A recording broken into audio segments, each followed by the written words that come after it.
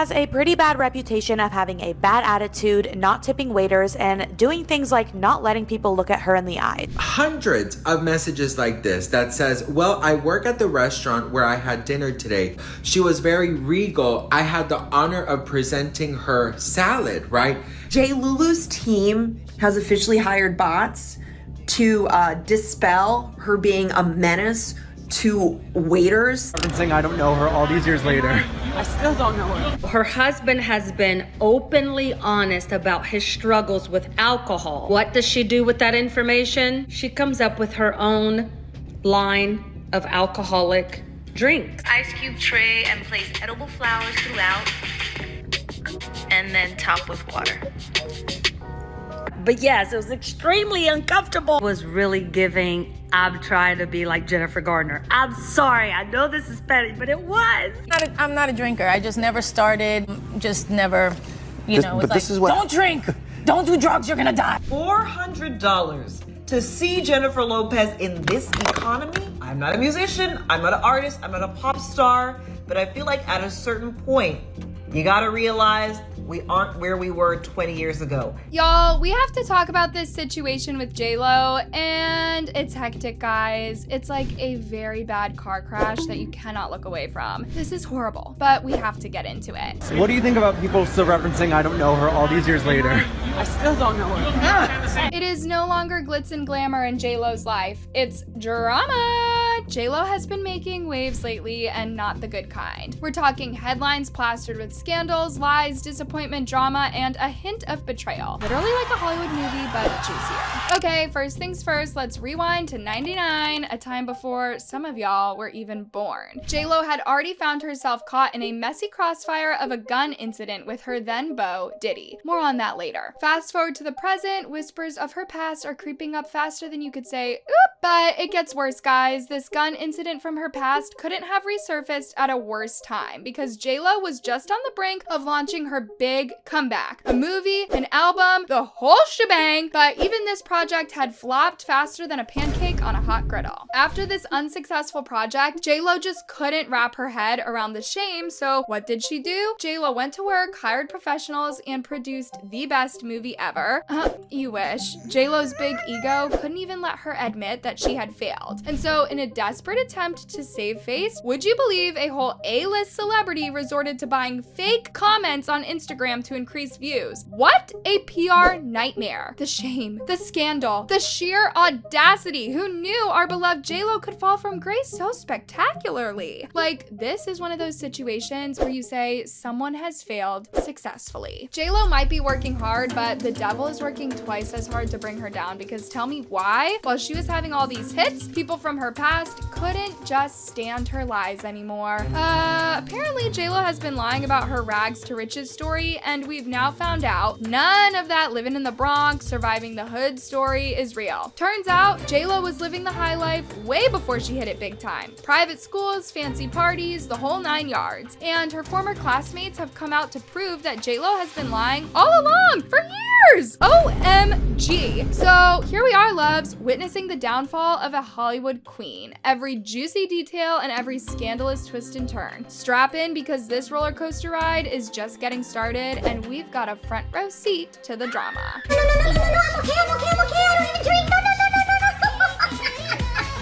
All right, let's start from recent events and then weave our way back in time. If you've been active on TikTok lately, then you've probably seen videos like these making fun of Jennifer Lopez, and this has been for a little over a month now. When these clips started appearing on my FYP, I could not piece together what this was all about, but they kept appearing and appearing until I was like, all right, let me check this out. But even then, I still couldn't piece it together, because both those clips and even Google only provided blanket statements about J-Lo's movie and album, which, first of all, is enough to tell you how poor the marketing for this project was. Anyways, I finally got the gist of it, and it was way worse than I thought. The fact that J-Lo even came up with such ridiculous ideas is enough proof that Hollywood celebrities have way too much time on their hands. I'm not even kidding, y'all. I mean, tell me why J-Lo did 3 projects of the same thing, the exact same. You see, to grasp how just off base this J-Lo project was, we'll have to dig a bit into her background, because back in the day when J-Lo was making her mark in the world, y'all were still running around in diapers. years. I'm not saying she's old, but if we were to turn into toys in a room alongside her, y'all would be the shiny new toys while JLo would be the beloved teddy bear worn from years of cuddles and adventures. Oh, I digress. Where was I? Oh, her past. So JLo has been engaged 6 times and married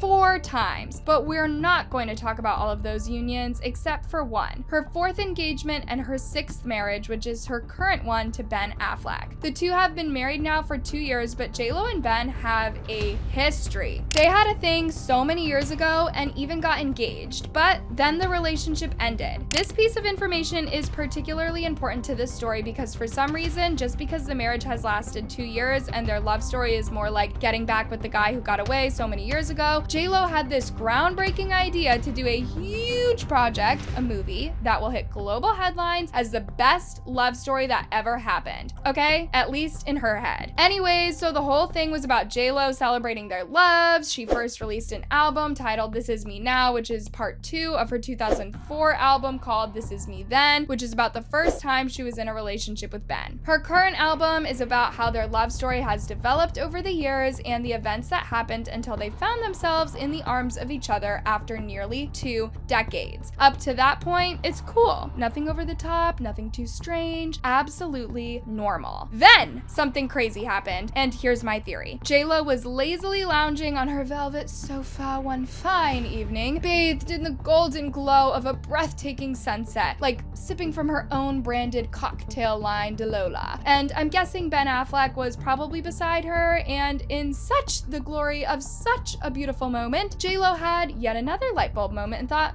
why not add a dash of Hollywood romance? I'm going to make a movie about our epic love story. It'll be so inspiring. And guys, that's where things started going south for JLo. But it's all her fault because apparently she ran this idea through some of Hollywood's top producers and everyone advised her against it. At the very least, she was told not to make it a musical. JLo thought that as Hollywood royalty, every idea that comes from her head should be treated as a national treasure. And so when no one agreed to buy into her dream, she went ahead and did it all. The story was written by her, produced by her, and she is the lead character. Stunning. You like Leos? How do you feel about younger men? Boundaries, bro. This comment summarizes it perfectly. JLo movie from JLo to JLo, starring JLo, inspired by JLo, in loving memory of JLo. Guys, it was so bad that even JLo had to self-fund the project. A whopping $20 million to produce this mess. Like, no one was even willing to put their money on it, okay? It is said that Amazon gave her a few coins, but that's just about it. She did everything. People have also noted that this was supposed to be some sort of autobiography about JLo, but her obsession with Ben Affleck clouded her mind so badly that she couldn't even stop when it was clear that this was a mistake. Jane? Yeah, is this Jennifer? It is. Hi. Oh, hi, sweetheart. Oh, thanks for calling. First of all, I want you to know that I don't entirely know why, but I feel invested in you and Ben. I really want this to work. However, this is my concern. Like it feels too much like you're trying to prove something instead of just living it. You know, every other photograph is the two of you kissing, the two of you hugging. That's us living our life. Much like the album, the musical is also called This Is Me Now, a love story, and of course, she's at the center of the show. According to public opinion, it's very shallow, very bland, not a single original idea, and watching it gives you a headache. Let's just watch a few seconds of the trailer together.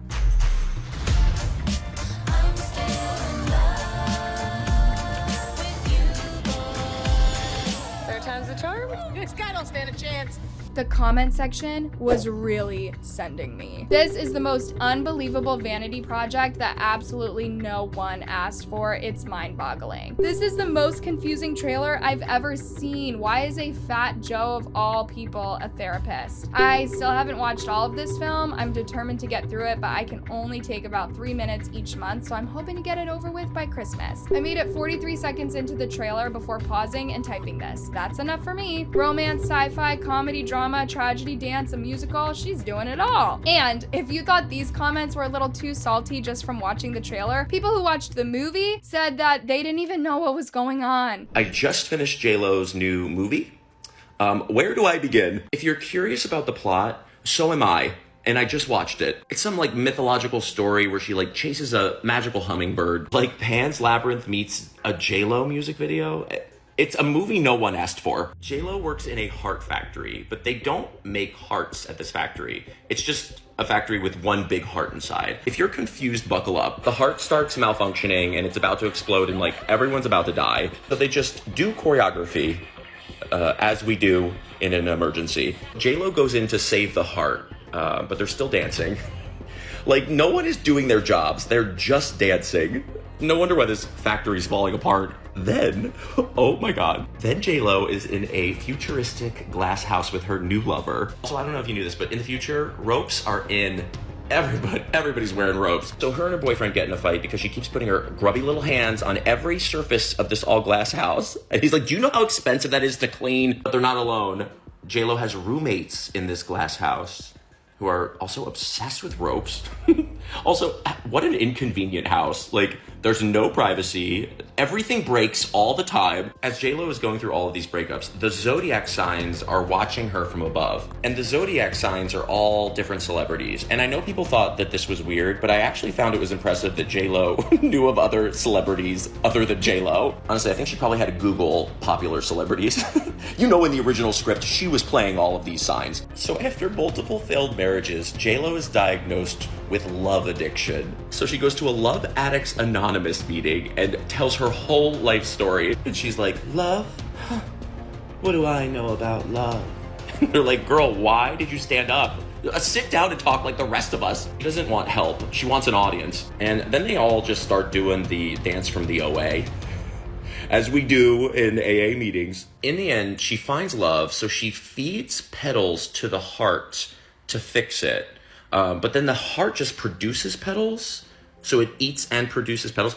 It's a very confusing cardiovascular system, and there they are dancing again. Like, does anyone even work around here? So now you get the drift, guys, right? J-Lo basically produced a High School Musical, but with a lot of chaos and confusion. And then on top of that, she then made a documentary detailing the making of this movie. And the documentary is even more wild. I mean, this comment summarized it perfectly. I'm not sure which was a harder watch, J-Lo's musical movie or her documentary about making it. Combined, the film stole 2.5 hours of my life that I will never get back. Listen, I've rooted for Bennifer, that's Ben and J-Lo, over the years as much as the next girl, but I was not missing a lengthy analysis of their love story involving a random group of celebrities, a myth, a zodiac sign lesson, and choreo that's way too intense for the music. I also did not need a doc explaining why that was such a risky idea and trying to convince me that J-Lo is still Jenny from the block. The documentary was more like a reality show, and people couldn't help but notice that Ben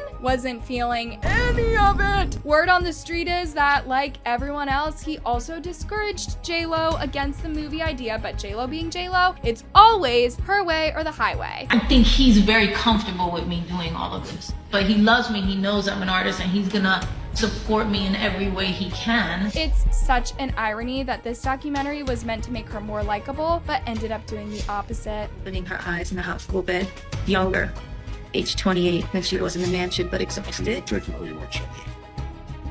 Yeah, all her friends are, but you were. That's why you were not as smart. I love that you want to play younger, even in the autobiography. This is not my autobiographical, this is meta. This is me using some of my story. Semi-autobiographical. It's your story, but young.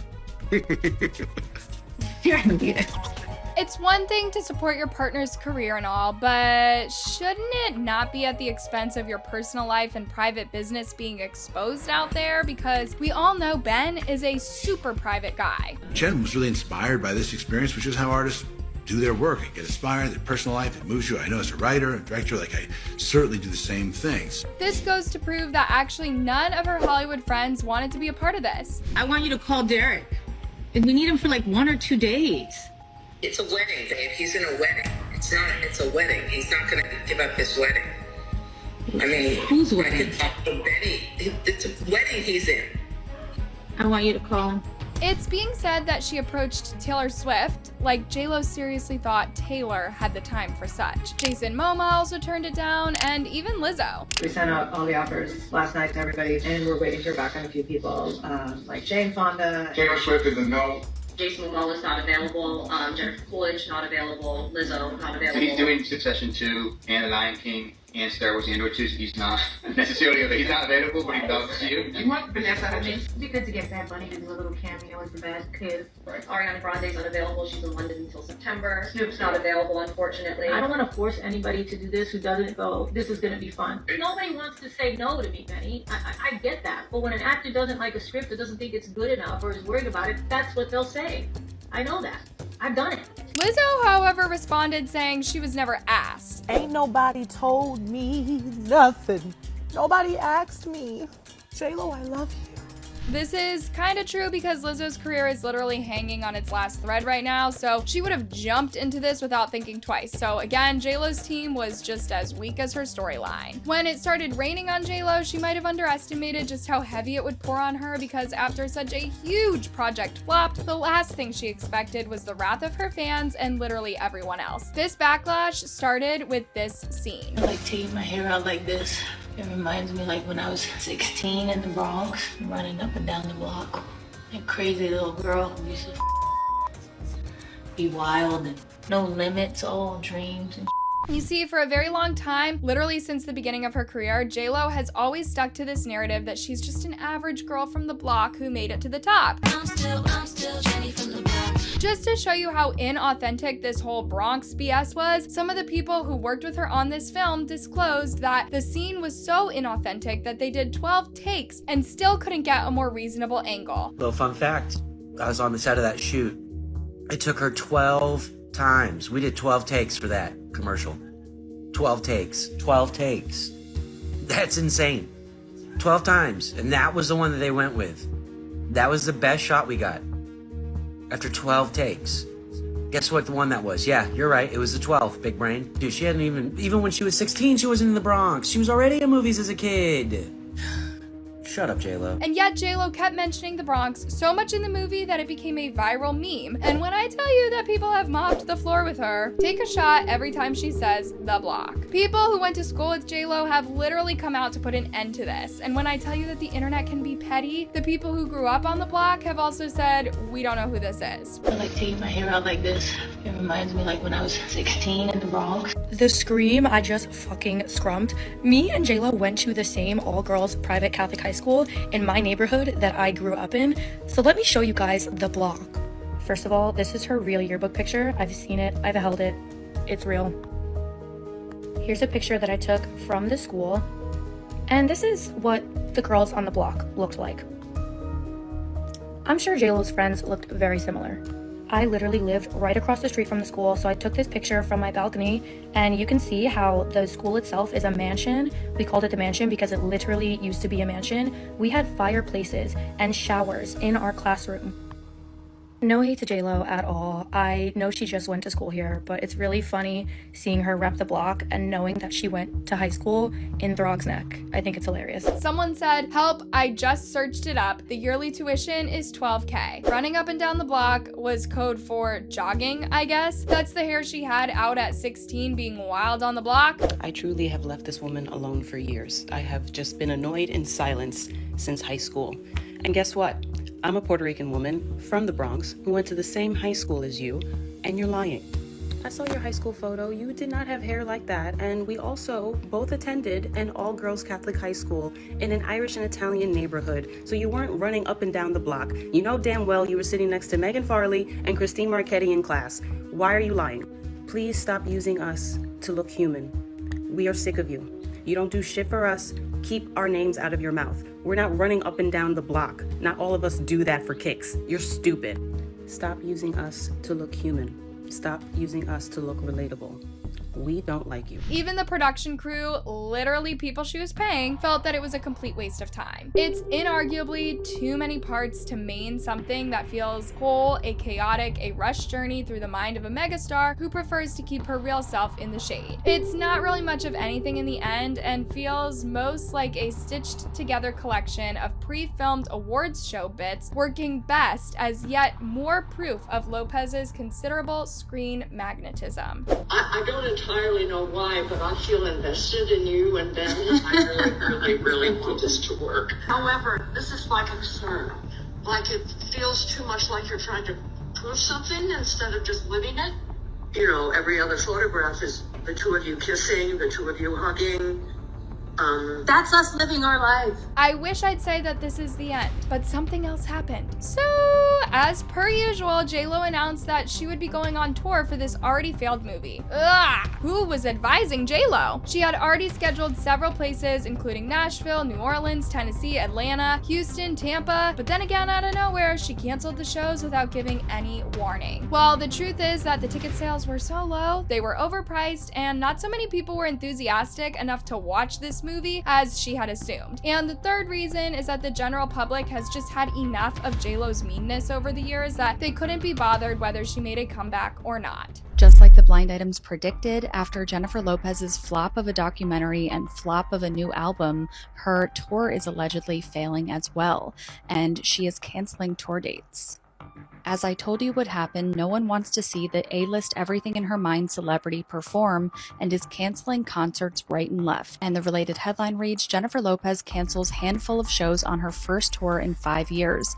Fans demand an explanation. Ticketmaster's website says that the event organizer has canceled the event and that no action is required to obtain a refund. At this time, the reason for the canceled shows is unknown. The failed tours may have been a wake-up call to J-Lo because for years people have called her out for being delusional and unrelatable, which is exactly what happened here. Would you believe some of these tickets were being charged as high as $1,000? I need to have a session with your Delulu coach because you are... I think you need to go back and listen to your new album because then you'll be like, oh, I shouldn't be charging people this much. You need to have at least this many Grammys to be able to charge that. That's $100 more than what I paid for Beyonce, and she has this many Grammys. So Jennifer Lopez concert tickets just went on sale, right? The pre-sale. And you know me, I had to check ticket prices. So I looked. The cheapest tickets they have is $79.95 for the J-Lo fan club pre-sale, okay? And that's for section 200, all the way up there, okay? And this is for Rosemont Theater, which is tiny. Now, I wanted to check here from F2. This is F2, $1,495 to go see Jennifer Lopez at Rosemont Theater. Pause. Jennifer, aren't you Jenny from the block? These ticket prices? Didn't you learn from Bad Bunny? Who's paying these ticket prices? Who? What are you, mira, que tú estás pensando, tú no eres Jenny from the block anymore. Like $79, $80 basically without fees. It's okay, section 200. But $1,500 basically? Stop it. The fact that those tour tickets were more expensive than Beyonce's was just wild to people, considering the album wasn't even doing well. J-Lo thought people were just being petty, but then as the day of the tours approached, not enough tickets had been bought. All J-Lo had to do was revise those prices, but her stand remained. Just to show you how crazy this is, J-Lo preferred to cancel shows than fix the prices. Even her former publicist came out to address the situation, saying, Jennifer's always been a marketing genius and PR genius, but her biggest miscalculation here is that she thinks the world is still interested in Ben and Jennifer's love story, but no one cares about Bennifer anymore. The world has moved on. Even after all these, J-Lo still couldn't take a bow, as we witnessed on whatever that was going on her Instagram page. It all started when she posted this photo, and the comments were something like this. Damn, Jennifer is trying so hard, what next? No tour money, so she started thirst trapping. Wow, that was so desperate. And then in what seemed to be damage control, J-Lo posted a series of photos, including this one. And it looks like her team played a little trick using AI to clean up her image because there were a ton of comments under the post saying all the exact same thing. And y'all, this was so sus. Well, I worked at the restaurant where I had dinner today. She was very regal. It was an honor of presenting her a salad. And this single comment just kept flooding the page to the point that people now are starting to make fun of her. Well, I worked at the restaurant where I served her dinner today. She was not very regal when I presented her salad and threw me down 2 flights of stairs. Well, I work at the salad where I had regal today. She was very dinner. I had the honor of preparing her restaurant. Well, I also work at the restaurant where I had dinner today. She was not very regal. I did not present her salad. Literally everyone was trolling JLo for this. Furthermore, now that the AI topic was ongoing, another issue was about her Dalola cocktail brand, where people noticed how inauthentic it was, saying she wasn't even taking a real sip of a drink she was trying to sell. And top with the Lola. And voila, a delicious and beautiful cocktail for spring. Almost too pretty to drink. Almost. Happy spring, everybody. People said that even this video was AI generated. I am so sorry. I don't mean to sound like a hater, but I find it so funny that JLo's getting canceled for trying to stay so relevant in the media that I was just scrolling through my For You page and a video came up and I was just eating up the comments. Like, they're so funny. Anyways, I wanted to share them with you. So this is from her new whatever movie, music video, I don't know, like project, I guess. So good. Who's singing? This is definitely a song. Always leads with a choreo, and whoever's singing is amazing. Who sang this one? Damn, ruthless. And what kills me even more is the amount of likes that each comment has. Like, all these people be agreeing, damn. Woo! Alright, let's recap real quick. So now we have a failed movie, an inauthentic documentary that everyone hates, an underperforming album, and online trolls, and all these have been happening back to back. I mean, can someone check on JLo, please? Is she breathing well? If y'all think that these were the worst to happen to her, wait till you hear this one. An incident from JLo's past resurfaced, one that she never saw coming at all. And it just reinforced people's hate for her after literally bending over backward trying to persuade the world to accept her. JLo's name has been brought up alongside Diddy, who, as y'all know, is buried neck deep in all sorts of troubles and lawsuits for a whole lot of disgusting stuff, to the point that Diddy is now under federal investigation. The allegations are so bad, so horrific, and literally everyone has distanced themselves from him. You can only imagine how it makes JLo look that her name is showing up alongside Diddy. In the past month alone, Diddy was served with lawsuits because after that Cassie expose, it's been a literal nosedive for him. He recently took to IG and wrote, "Enough is enough. For the last couple of weeks, I have sat silently and watched people try to assassinate my character, destroy my reputation, and my legacy. Sickening allegations have been made against me by individuals looking for a quick payday. Let me be absolutely clear. I did not do any of the awful things being alleged. I will fight for my name, my family, and the truth." So,